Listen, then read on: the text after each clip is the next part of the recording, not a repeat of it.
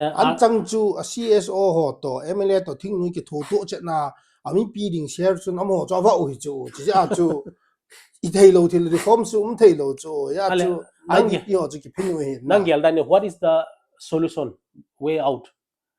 law rule guideline dung ji ya chi ma zo si bol le conflicting ma cham lo chu idu am ji over mi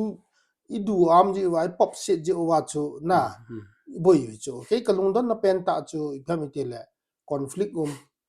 conflict sunga mai chang cho ding ngai kap ding ngai plus CSO leader ho khu unemployed ngen hi jingka le zile cha ni ngen ipiawa adio ni ha le ipiawa adio ti yong boy pi ngai na to na dang na thailo conflict sunga aji cha wa adio mai lo front line kap du hai le dio plus building in nong ke sa chu chu ka vet nai le na mo hi tha do mbal je ngai chu ja chu ka vet nai hi le ami pi ding share chun IDP ho ding share pa chun CSO ho zo wa hi chu sponsor hi ja chu nom ba lai chu tu chu lam kai ho hai na bot kampu pian ho lai jong le ya chu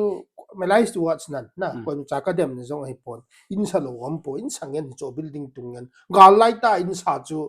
ki lam kai ho ko he chu ken mi dang ka he kha lu ga lai ta gari ki chu na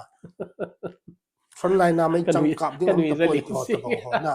I cho ta bang je vet nai le ni ta san thei ding a je ngai lam kai ki ti hi na cho ta bang chu ka ga mu dol hin ya chu ga sei nom pen chu yes law rule chu phata ki implementing le kam sung chu boy di hin na mai thei hin na ga hin deal dan khat deal naw te ei sung chu ti bol ding ham ti chu lo hi chu